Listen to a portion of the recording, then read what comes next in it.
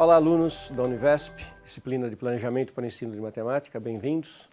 Nesta aula 10, nós vamos continuar a discussão que começamos na aula anterior sobre a Base Nacional Comum Curricular. É uma discussão importante porque essa base é um documento novo, como eu mostrei para vocês, já previsto na Constituição de 88, na LDB de 96, fazia parte do Plano Nacional de Educação e, finalmente, em 2017, o documento toma sua forma final, ainda não com todos os detalhes em todos os aspectos, mas é um documento já acabado e é entregue para o Conselho Nacional de Educação. É o MEC que entrega para o Conselho Nacional de Educação.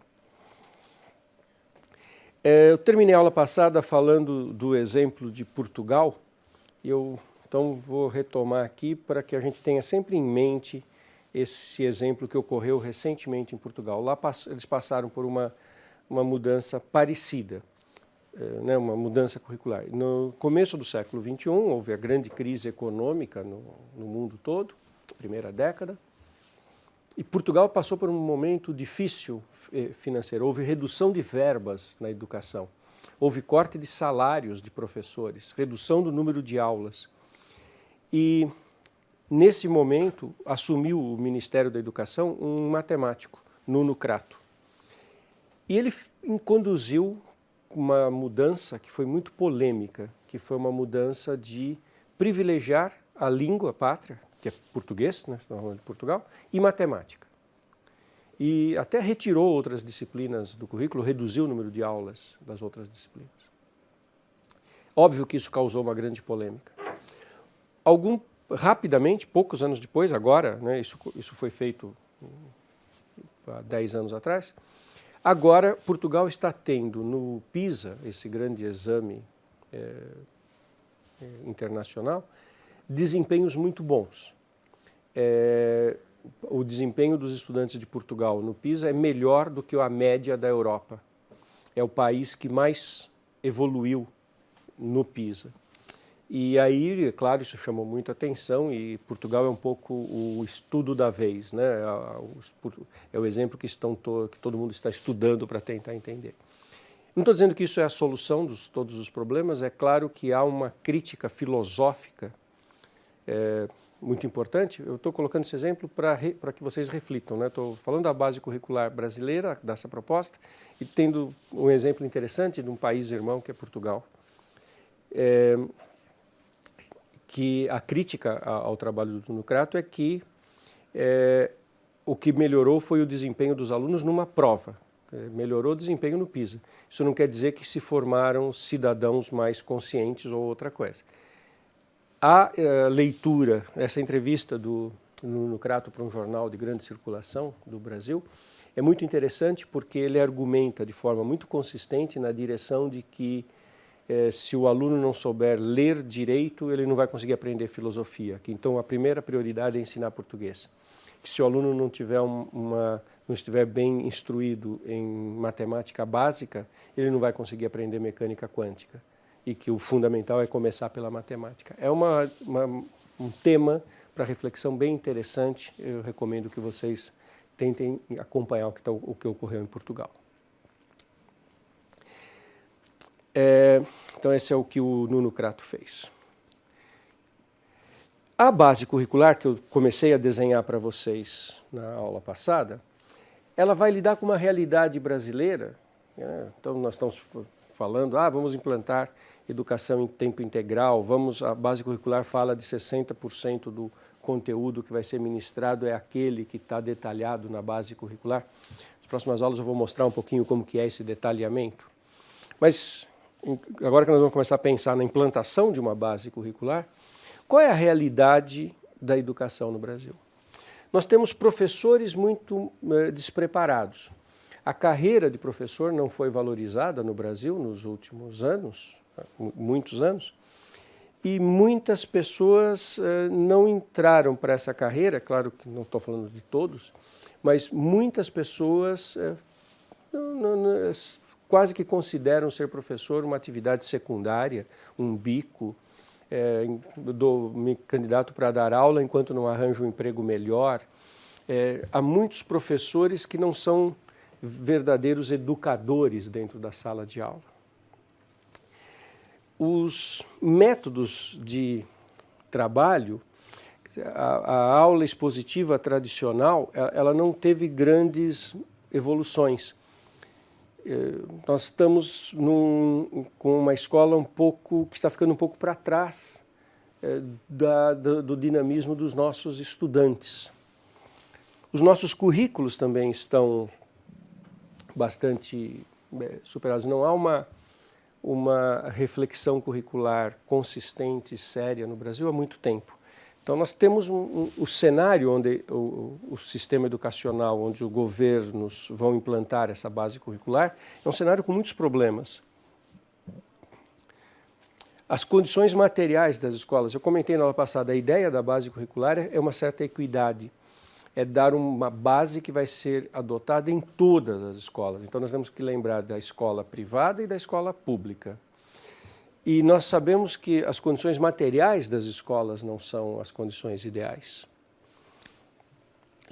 Os livros didáticos, os textos, o material, também não são muito bons.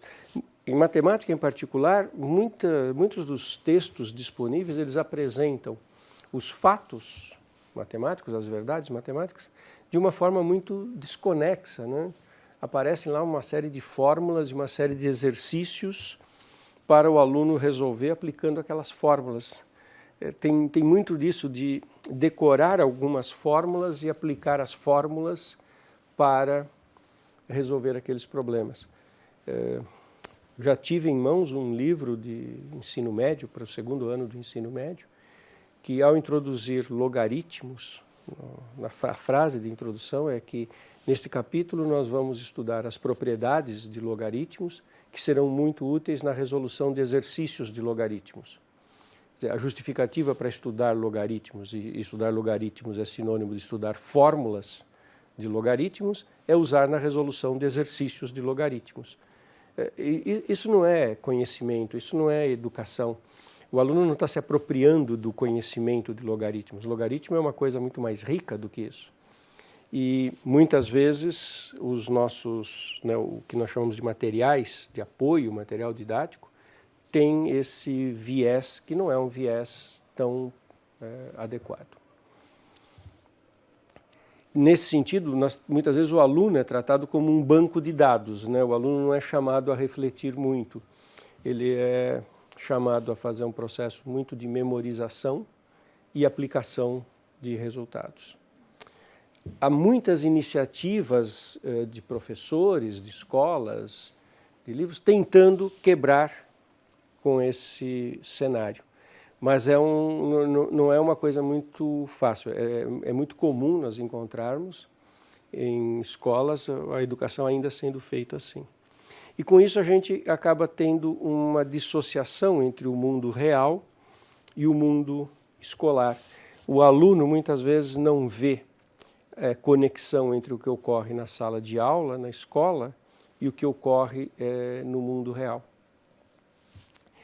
Vou contar um caso que foi detectado com um estudo que foi feito nos Estados Unidos, com um grupo de alunos em que essa pesquisa detectou uma mudança de atitude. Eram alunos mais velhos, não eram crianças pequenininhas, alunos mais no fim do ensino médio e indo para o ensino superior.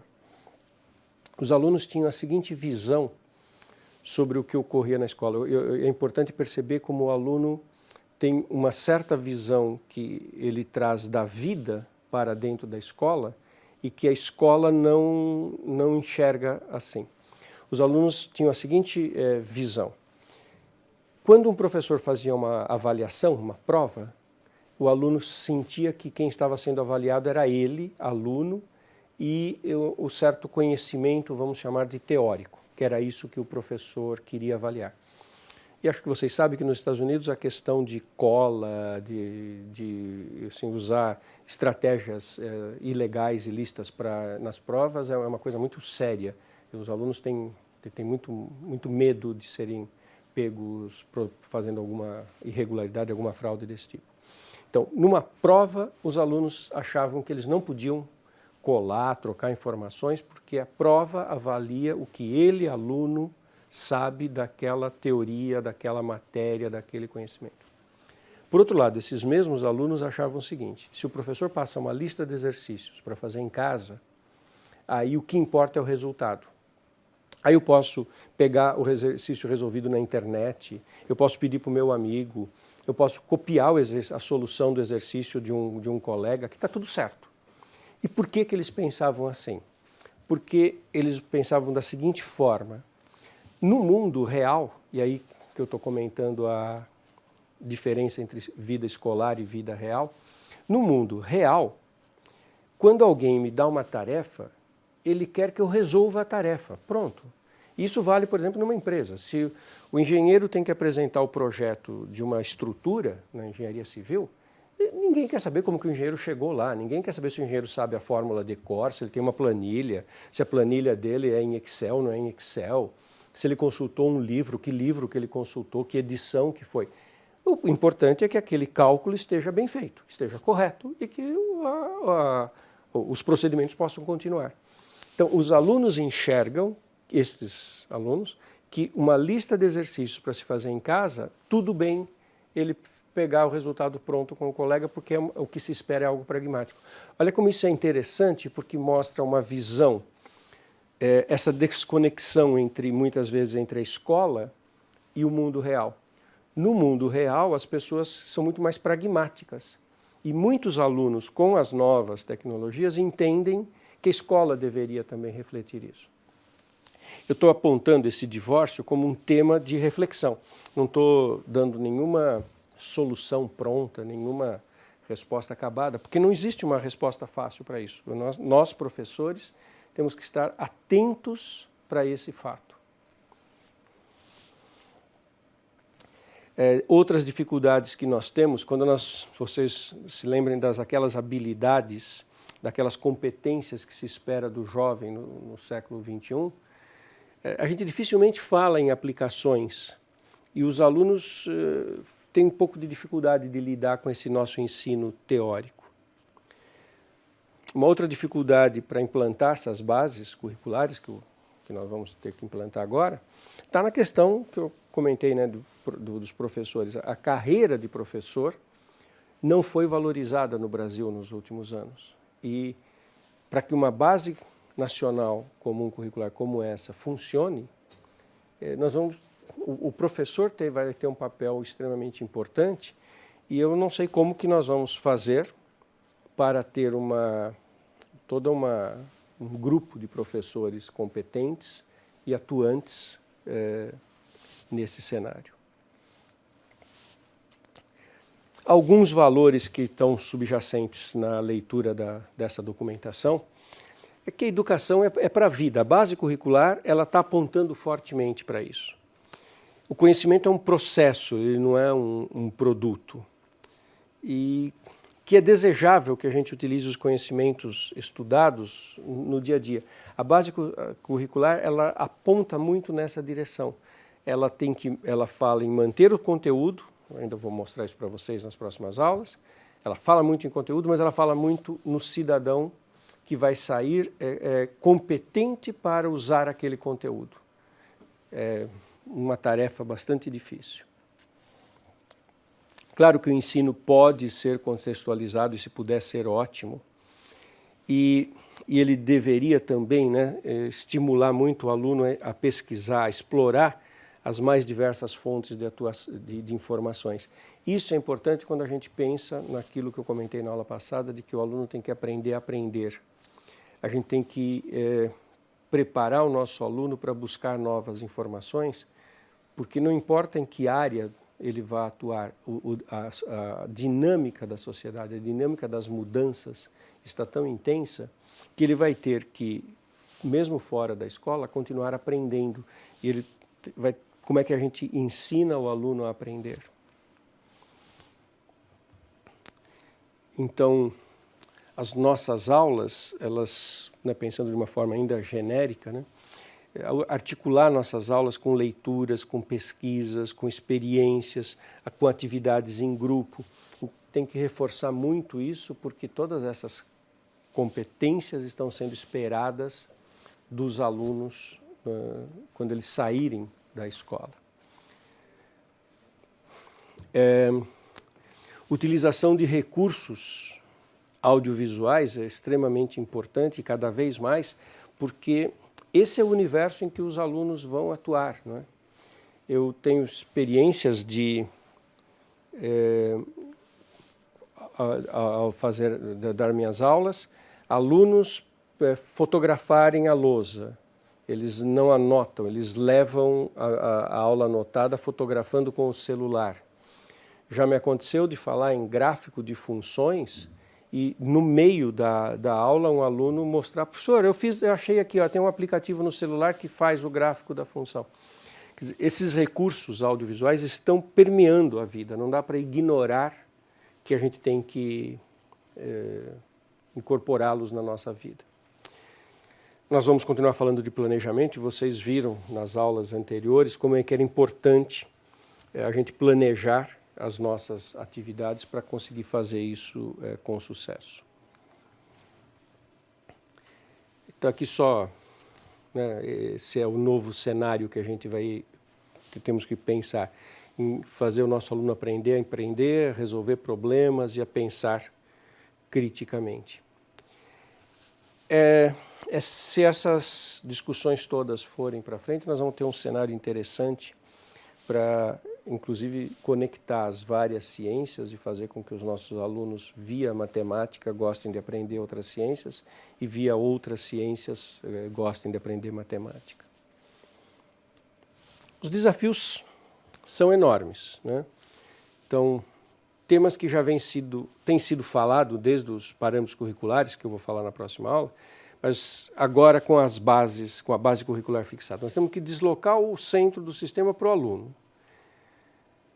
Nós temos que transformar a sala de aula numa sala de estudos, que não seja um local tedioso. Os alunos estão cada vez com mais dificuldade de ficar dentro de uma sala de aula. Transformar a sala de aula num laboratório de aprendizagem. Isso é uma dificuldade real com a qual nós temos que lidar. Eu já tive turmas na universidade em que os alunos questionaram a política de presença obrigatória, dizendo que eles não queriam estudar aquele assunto naquela sala, naquele momento, fisicamente. Que aulas estão na internet, citaram inclusive as minhas próprias aulas, falaram, professor, você tem suas aulas na internet. Nós não queremos assistir a sua aula nesta sala, neste horário. Eu quero assistir sim a sua aula, mas eu quero assistir em casa vendo pela internet.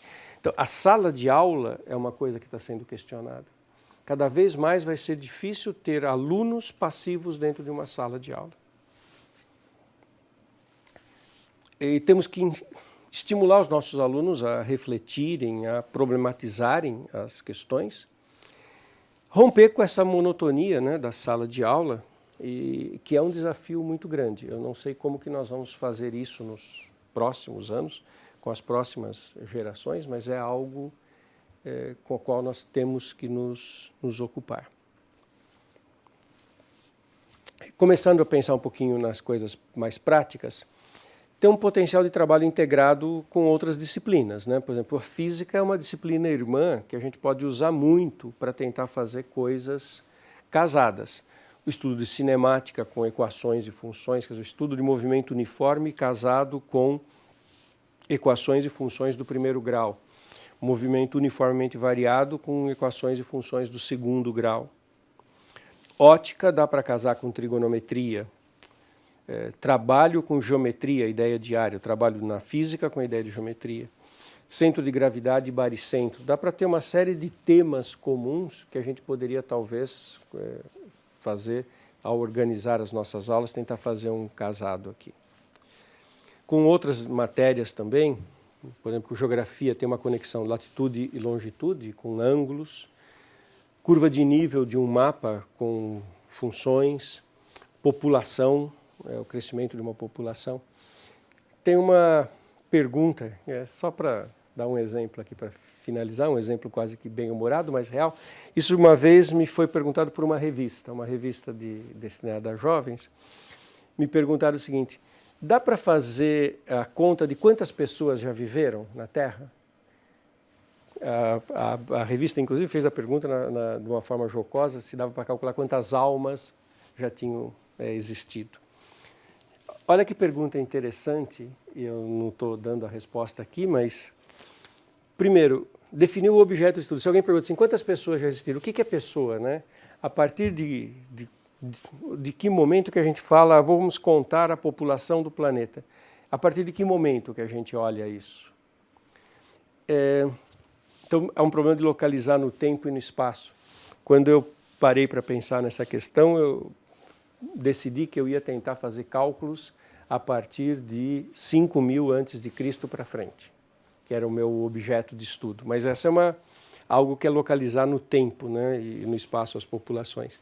E aí fui buscar informações sobre as populações nos vários continentes desde então. E definir uma metodologia de cálculo, né, como é que você calcula o número de pessoas num determinado período. Tem uma ideia básica aqui, se você tem um trecho, isso aqui é matemática agora, né? Se você tem um trecho em que uma população está crescendo num certo lugar, o total de pessoas é a área debaixo desse gráfico. E para calcular a área debaixo do gráfico, a gente tem que achar o valor médio da função e fazer média vezes o intervalo de tempo aqui embaixo. Então também tem uma matemática bonita envolvida. Isso é só um exemplo de uma coisa que talvez a gente possa pensar com mais detalhe nas próximas aulas, quando a gente continuar falando disso, com o zoom cada vez maior na matemática. Hoje nós ficamos por aqui.